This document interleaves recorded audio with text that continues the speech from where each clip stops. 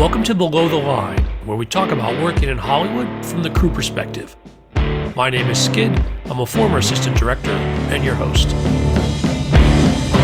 Quiet on the set. Today, we're talking about Beef, the 10-episode series starring Yeun and Wong that Netflix released earlier this year. And I'm happy to be joined by returning guests. First, costume designer Helen Huang. Welcome back. Thank you, Sid. Also joining us is assistant costume designer Austin Wittick. Nice to see you again, Austin.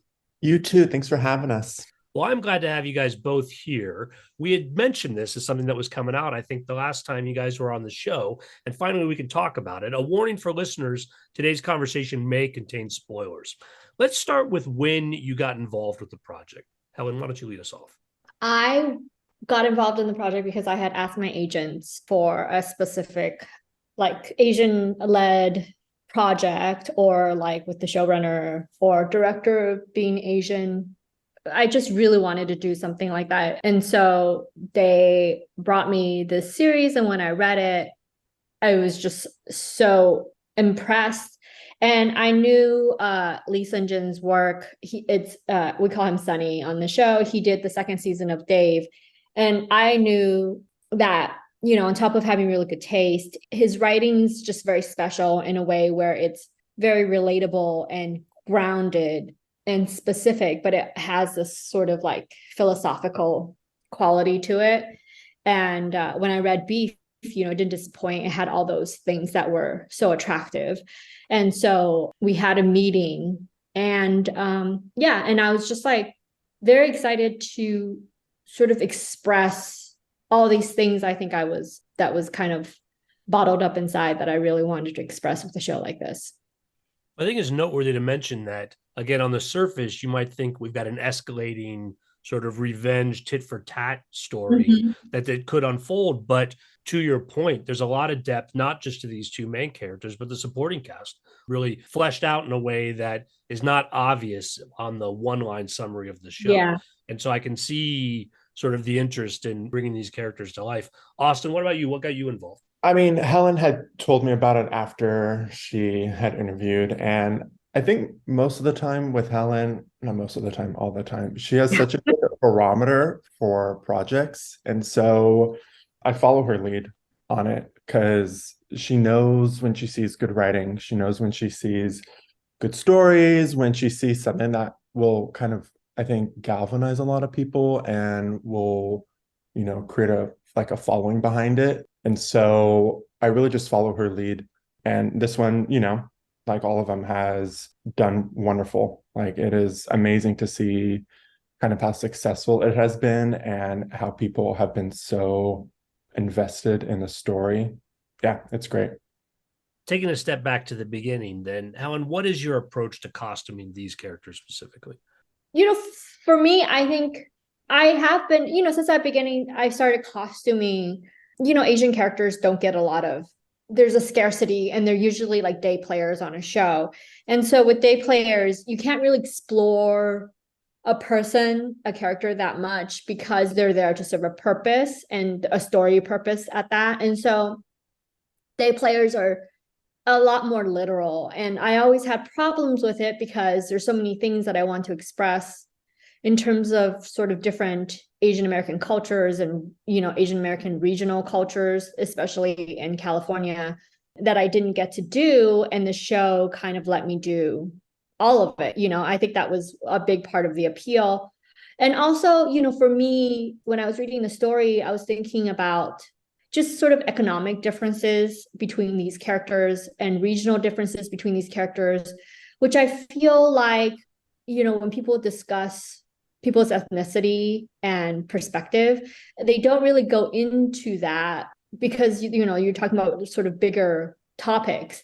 But for me, to break down a show like this and to break down character like this, you really have to think about sort of upbringing and economic background of Amy versus upbringing and economic background at the present for him.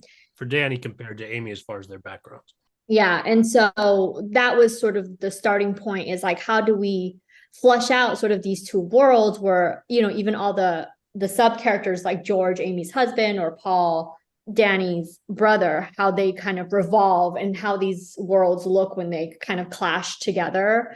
And so for Danny's world, I used a lot of, I mean, at Danny's world, I felt like I really knew him because he felt a lot like, you know, like my dad and my uncles and, you know, my brothers and, you know, my friends when I was growing up in the valley, in the San Gabriel Valley. And so I knew that character very intimately and how he should feel. And with Amy, you know, Austin did a lot of research with me where we tried to look at a lot of people who are on Instagram a lot, who brand themselves through Instagram and what that would look like. Because to me, that really exemplified Amy as a person. I think it's echoing back to what Helen was saying about the day player portion of it. We got 10 episodes in this, and I feel like that was such a great amount of time to give Allie and Steven like a great arc and to actually see them as characters and like a more encompassing kind of depiction of like a human experience as opposed to the day player, you know, like the accessory. Like, I think accessory is a really good word. people are they're just tossed in there, and you don't get any backstory, you don't get any nuances of culture. It's just, they're just tossed in there. And so to have a show like this where you got to see the both of them from start to finish, Yeah. so many points where they're at home, they're out and about, like you just get to see, I think, a lot more of the small things that you just don't get to see very often with Asian American characters. And so, yeah. And, you know, we did a lot of research just because when we approached all these characters, because it was very important for us to really portray people in a way where others recognize them. So for Danny, I really want the men that I grew up with to see themselves reflected in his character on screen. With Amy, also to see people and feel like they know people like her. You know, even with Fubi and George, we were talking about how these characters can look more internationally Asian instead of like more locally like Asian American or like even regionally to California Asians. So there was like a lot of breakdown of worlds and trying to like really be truthful to what we're doing. And again, like I think we looked at every blogger out there, right, Austin, for a lot of this. Did. And I will say, I think it's also makes a big difference when you have somebody like Sunny, where this is his life and this is like his lived experience and his perspective, not even perspective, like it's his existence. And to have Sunny write it and to hear these words from him and get his like viewpoints on everything versus somebody where this is not their lived experience, I think makes such a vast difference, just because there's some things you will never know unless. Yeah, there's such a shorthand. Was like we were talking about Structure, how when he grew up he was do you remember the store Structure, Skid? It does vaguely, yes. Yes. So all the boys that are Steven and Sunny's age, and if you live sort of like in the valley or something, you just shop at Structure. And he even had like a Structure belt, you know, that he donated to the show so that Steven can wear. It's just things like that. Like Grace, the production designer, she was like, oh, there's a specific like table that's in all the Korean houses. And like they would have that in his apartment. So it was a lot of like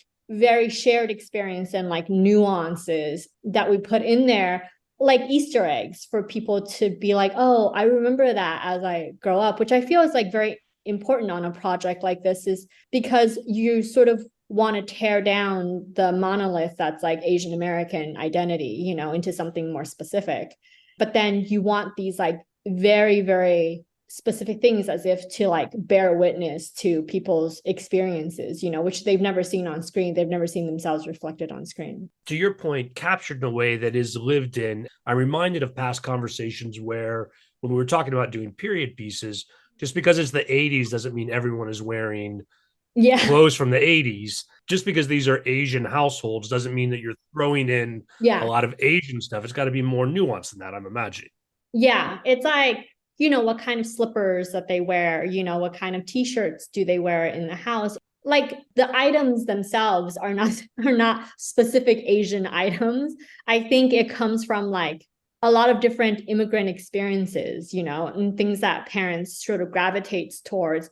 And even if you look at like things like clothes and furniture, like relics, you know, it's because they buy these things at the supermarket that they go to, or the small stores that they shop at. With Danny, we took care to give him like a Liz Claiborne. The jacket that he wears throughout the movie is like a really old thrifted Liz Claiborne that we found, because I remember my dad would go to the flea markets and he would be like, oh, Liz Claiborne, that's fancy. And he would like buy it. But, he can't buy that brand from Macy's. It's like too expensive for him. So like him as an immigrant would go to a flea market and like buy this jacket. And it's just something I vividly remember that I feel like I could bring to this character because it's an experience that my father had. Not that Danny is an immigrant or he has an immigrant experience. It's just sort of the accumulation of all these decision making and life experiences of people.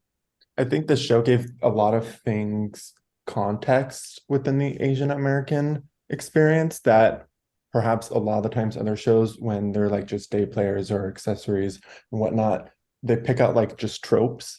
But I feel like this, you could dive deep. yes, I feel like it gave so much more of a context to maybe those things you see like once thrown in somewhere. You get a history of why those things exist, what they actually mean. Mm-hmm. There was one aspect of the series that got a lot of attention, and I want to know how costume design ties in. And that is the Amy Lau's character. She changes her hair. It's very obvious. It's actually played as a plot point. I'm curious, when you read that this is going to happen, the hair is going to get that kind of attention. What does that mean for costume?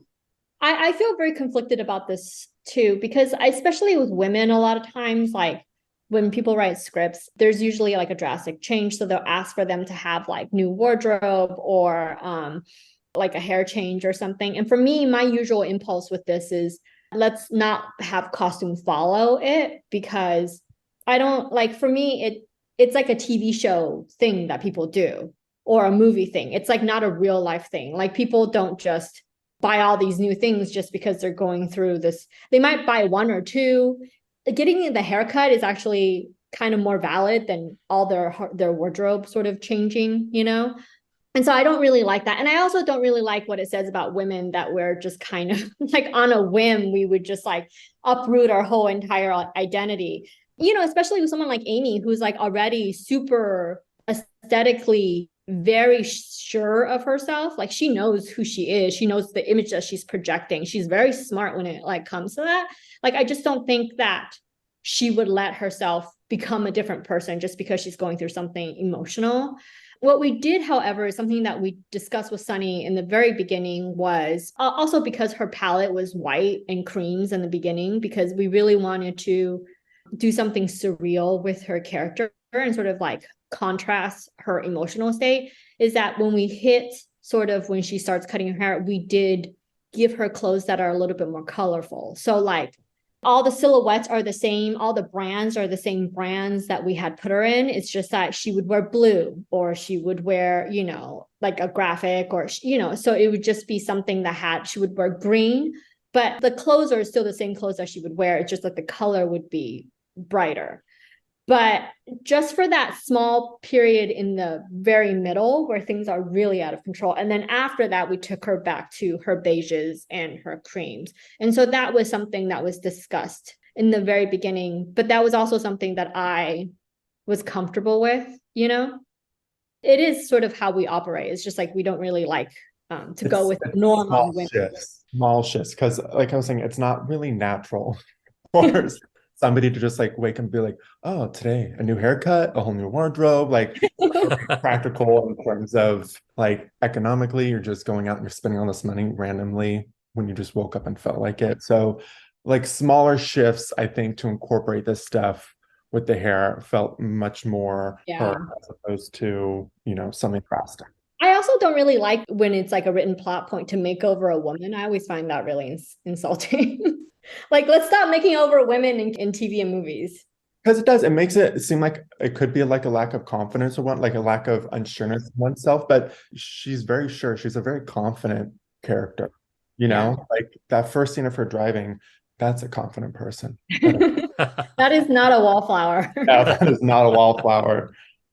Well, talk to me about some of your other favorite costumes, whether it's a specific character and what you designed for them, or just sort of scenes where there were maybe our extra characters or other aspects of it that you found enjoyable from the costume perspective. I think my favorite thing maybe one of my favorite things was the big club scene. Yeah. Things that take more research and more diving into, again, like the nuances and like the subtle things within different cultures is really fascinating and fun to learn about that. And so going in and like doing research on different clubs around town, different clubs around K-Town, and seeing like what people wear. We did a lot of Instagram stalking on Korean nightclubs in K-Town. And it's so much fun because especially with Instagram, you're looking at like real people. You know, you're not looking Yeah. at necessarily like ads or editorials. Like you're looking at like what's a group of kids going to wear to the club on a Thursday night. ABGs and Asian baby girls and Yes. you know what the Korean guys wear to the club. It's really funny because on the day, on the day of the Korean club, we actually had a lot of non-Koreans as background, and they just did not get the memo on how this Wow. is supposed to look. I actually was stuck at home with because I was quarantined for COVID because I was in contact with someone with COVID. And Austin was dressing people on set, and he was just like, "Why do all these people look like they're going to Whole Foods?" I think it really shows how important like everybody to be on the same page of getting the right people to be in this club. And if it was full of white people, it just does not fulfill the mission of the scene. Because I think they had the description, because it's like, you know, Korean men do wear, like when you write it down, it's like they're wearing t-shirts and in, you know, jeans and stuff. And but it's like very specific things. And so like when you just read it, that's why I think people came looking like they were going to Whole Foods because they just like didn't know what that aesthetic like was. Doesn't translate unless they It have like doesn't like, that. yeah. But Austin, how do you recover from that on the day? It was the worst day of his life. You focus really well on the people who actually are supposed to be there. And so you make sure that they're dressed great. And then you kind of just communicate to the ADs to be like, look, There's only 25 people. These yes, 25 people. Keep shooting these 25 people. you called in 100 people, those other 75 do not exist. Do not shoot them, do not involve them. They should just be little heads bobbing in the background. These 25 people should around Steve in the club. They should be like in front of the camera, but like to just communicate that, because otherwise they'll just throw in whoever and it does not. Yeah, I actually had to text Sunny and I was like, look, Sunny, there's not enough Asians going to this Asian club. I think you need to come down and see the background. And so he came down and like personally picked out who gets to be in the scene. They like threw in like their personal assistants, like any Asian they could find, they threw it in the club. And then that's why it's shot the way it does, where people in the background were really kind of fuzzy, is because of the issues of the day. But I just thought that was like really funny, where what people need to wear for the scene is so specific that, again, it's like a lived experience. Like unless you really study like Instagram or pictures or reference pictures, you would just like not know how to come dressed, you know? Now, you mentioned these Asian baby girls, and I'm not quite sure that I picked those out. Does that describe something specifically as far as how you wanted people to look? ABGs are kind of like, actually, Skid, I am not sure I could actually explain it. But what are some of the style aspects of ABGs, Austin? Big hoops, Big hoops, no patterns. some great heels. Remember like heeled booties or like thigh highs? I feel like we put some Thigh highs, put some thigh short highs. skirts, or like good denim, crop tops. Yes, good denim shorts. It's just something you have to look at, because they also, like, the hair is very specific, the makeup is very specific, but it was something that everyone was really excited about dressing. But it's really hard to explain. And I think like what we're having at this moment of trying to explain these things, it's harder because when you say it's like very simple things, but they're very specific, simple things. Can you cast for the sense that people would self-identify and show up correctly, or you had to sort of manipulate it? We had 2 featured ABGs, and they were like, when they came to the fittings, they had like bags and bags of clothes. It was like amazing. And they dressed themselves and they were like, this is what I would wear to the club. And I was like, you are amazing. I will say 2 points to this. One, I think this whole situation does kind of paint the picture of like lived experience great, because one of the girls I was helping to fit and I didn't get very much. And then Helen stepped in and was like, oh, wait, no, actually, this is how it should be. And I was like, I can only go so far with the research. And then Helen's like, actually, I think these other things kind of like make it much more authentic, or like, I think it painted the picture better. And I also think all of this proves a good point of how important costumes is, because there are certain words that Yeah, you can't describe it. you can't describe this. Like, we could go, I'm sure, back and forth about this all day to find words, and I don't think anything would paint the picture as importantly and accurately as having the physical pieces there in person and putting it together in such a like authentic and honest way to where like words would not be able to get you that same image, if that makes sense. Which is why I think sometimes, like, you know, when people talk about representation below the line, that's the important part, is the the non-verbal understanding of how something should look like, whether it's hair, whether it's clothes, even production design. It's just, you need more voices that have many different experiences. And it's very important when you have a project to get people who sort of understand what the aesthetic outcome should be, The words can only take us so far, I think, in terms of visual description. Yeah. I really loved Steven's club outfit because we did his club outfit like when I used to club. And that was very different than what people club now. We thrifted all his clothes, by the way. We did Costume House and thrifted all his clothes. So Allie was like, we scoured the internet and bought her all this like beautiful, expensive things. And then Steven was like, Goodwill. And so like for the club scene, we were like, oh, he hasn't been to a club in a really long time. So this happens a lot with like Steven's character, Danny. It's like, he doesn't have a point of reference. Him as a person like doesn't grow in terms of like aesthetics, like I really view him as a guy that stopped trying to dress himself around 25, and then everything else that he's wearing is sort of like a memory of what things should look like. If he needs a new pair of shorts, he would buy a pair of shorts to replace that pair of shorts. He's not the type that's like, let me be up on this season's newest clothes, And so when we dressed him for the club, it was like what guys wore to clubs, like basically in the early 2000s, So he wore like a black shirt with like a white V-neck under, the structure belt, square toe shoes. It was all of that. When he went to church, he wore like a cornflower blue shirt that was like extremely popular in the late 90s and like extremely like JCPenney looking, but like JCPenney from like 1998. And so it was like those small details. That's why his outfits to me was like very special, because it was like little time capsules. Obviously, like Fumi and George were like super fun to dress, but I can't pick an outfit from there because they were so fun. Maybe it's not even an outfit for Fumi. I would say that with Fumi, it was a great like process with her. Fumi's the character that's Amy's mother-in-law. Yes. And when we first started out with her, it felt like a more kind of dead-on literal approach with Comme des Garçons and Junior Watanabe. And then I feel like on our second and third round with her, it got to be more natural when you're starting to put in other labels, and we were playing around with more, I think, like shapes and different ways to style it, as opposed to what we were first looking at, which was, just one label head to toe. I think that's why like the show is really important, because like if you're a day player with someone like Fumi, you get like 1 or 2 fittings, with Patty, with Fumi, we did like 6 before we like really nailed it down, but like sometimes you need 6 fittings to get like a very specific person. And I think that's the luxury of doing a show like this, is like you get to really play with the characters, and really get them right. I think in the end, she wore a lot of vintage Issey Miyake, and it softened her up for the character that Sunny wanted. But yeah, I think, again, it's like when you have a show like this with so many Asian American characters, you could really like take your time and work with them. So you get the most nuanced version of the character instead of like the first read of a character. And because they're in multiple episodes, subtleties that you set will reinforce over time, rather than just making as you said, this accessory appearance in and out, and having to make a quick impression. There's just more time for all of these supported characters to realize. Obviously, a lot of subtle and important work to bring this show to life. It's also getting great reviews, and so congratulations to both of you, and really appreciate you guys breaking it down for us. On that note, we'll call it a wrap. Great being here. Thank you so much. Thanks for having us today.